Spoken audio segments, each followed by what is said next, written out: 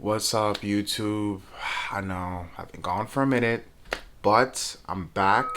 And so, your boy's been going through some things, but we're here. We're here now. This video is going to be very personal to me. I'm sure a lot of you can relate. 2020 has been just a continuous, never ending roller coaster. So, I wanted to kind of make this video. So, here is 6 ways that you can end 2020 gracefully. I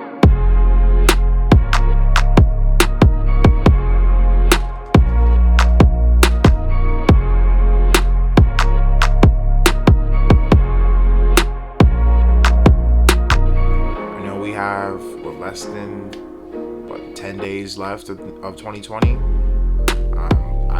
Honestly, you can start now.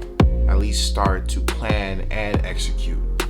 Because a lot of the times when we make these New Year's resolutions, they tend to be very grand and very unrealistic. A lot of people say they want to lose weight, they want to do this, they want to do that, which is great, but we commit to it for maybe 1 to 2 months max, and then we just kind of fall off. So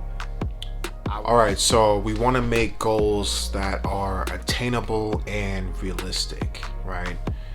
Oftentimes when this time of year, starts to come to an end, people tend to make these New Year's resolutions, and they tend to be outlandish and put certain parameters in place so you can achieve them. That's the point of making goals, right? Is to eventually achieve them. And I think as humans, we tend to put so much pressure on doing all these things at once that we don't try to think of ways to get to each goal step by step, week by week, month by month. And even if you do fall off along the way, that is okay, but it's always about how you bounce back from that, and that's what's important.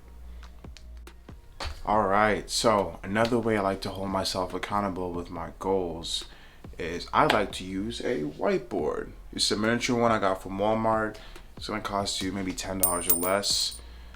You just hang it in your room, and you just put some magnetic stuff on it, and boom.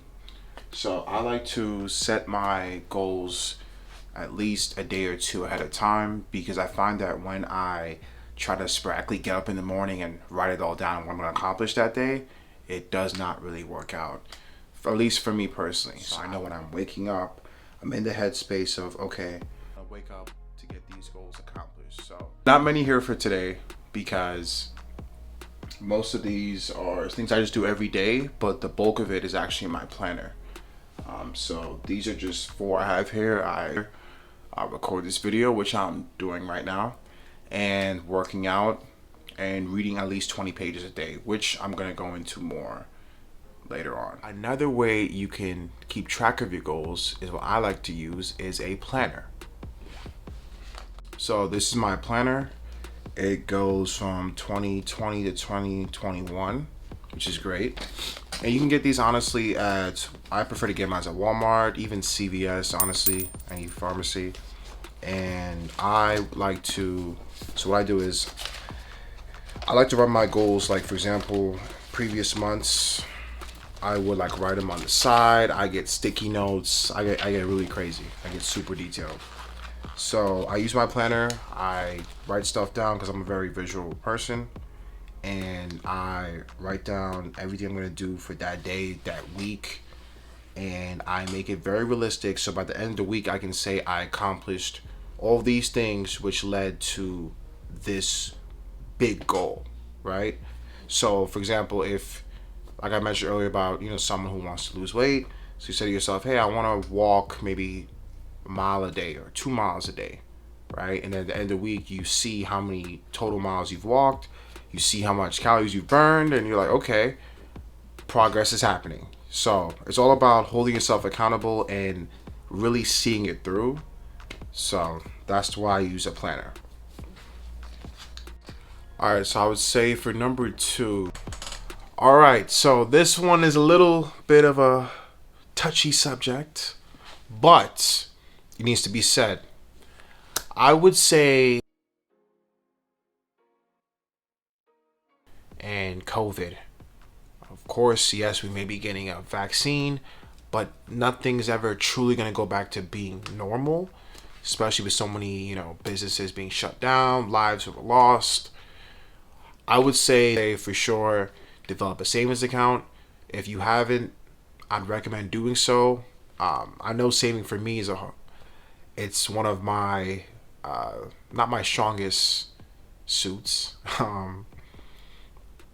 I know saving for me is not one of my strongest.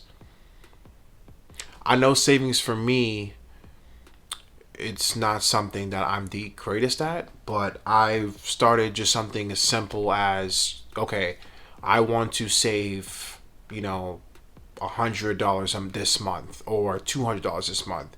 So I made sure every time I got paid, I would divide it into chunks and just put that money aside. There's actually a book that Dave Ramsey, he's a financial guru, and he talks about in the book. I haven't read it yet, but I've watched his podcast that he has online YouTube, and he talks about how you can save, and he goes through this old school method of taking your cash out of your bank account and putting it into an envelope. So if you have trouble, saving, virtually through your online banking, I'd recommend just go back to the old days of just, putting your money into an envelope and saving it that way. I'd say if you haven't started already, or at least have thought about it, I would just suggest just start reading. So currently I am reading The Way of the Superior Man. I'm like a few pages into it, but honestly it's a great read so far. I would used to be able to read an hour a day, so I'm trying to get back to that. But if you're just trying to get back into reading like myself, I recommend anything from 10 to 20 pages a day. So right now I'm currently doing 10 pages a day, and I'm hoping to read at least one book a month. I feel like that's very realistic and attainable. So you definitely want to add that to your goals if you haven't already. This has to do with when you wake up in the morning, right? Most of us tend to check our phones, check our social media, missed messages, all that stuff, because that's just how we've been programmed and that's just what we're used to doing. I do recommend not checking your phone for at least the first 20 minutes of your day and the last 20 minutes before you go to bed. So just kind of training your mind to not be so dependent on social media. It's not good for you, obviously, which we know. I don't have to go into details about that. But you're starting off your day with just maybe meditating or reading or anything that just doesn't involve technology. I mean, there's studies out there that are proven that when you wake up in the morning and you do something for yourself outside of that, whether it's working out, going for a jog, maybe making a nice breakfast, when you're about to go to bed, you should definitely not be on your phone, because you want to give your mind time to just unwind and relax and not have to deal with those type of vibes, because if you see something right before you go to bed, it can alter your mood and even affect the way you sleep, and then it might even alter the way you wake up in the morning and start your day. Limiting the amount of time you spend on your phone, especially those 2 periods of a day. I would say you need to journal your emotions. So this is a journal that I use.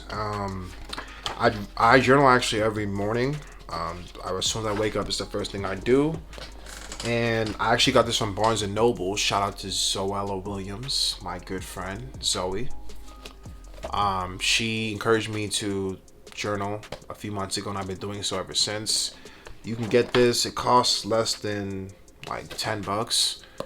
And yeah, journaling your emotions is a great way to not only express yourself, but also just get your mindset in that positive frame that you're going to start your day off well. Whatever comes your way, you're just putting your mindset in, you're training yourself in a way where whatever comes your way, you can deal with it no matter what it is. And you won't succumb to your emotions in a sense of letting it negatively impact you and others around you. So I would say if you haven't, invest in a journal for sure. Okay, so another way we can change our mindset and how we do things is just show gratitude, for whatever it is that you have going on in your life. It's very easy to point and complain about the things that we can't control and always nitpicking negative, because it's very easy to do so. But if we can just try to look within ourselves and find the positive in things, and just overall just be gratitude, because the saying that it could be worse, or that someone is going through twice as much, and of course in that moment we're thinking that the whole world's against us, and we're thinking that someone's out to get us, but that's not often the case, right? So just focus on what you can control and fix it, and what you can't, you just have to, it's out of your hands. It's the universe will handle that. All right, so we've made to end the video. Be sure to comment down below which methods you're going to implement. Be sure to like, comment, and subscribe.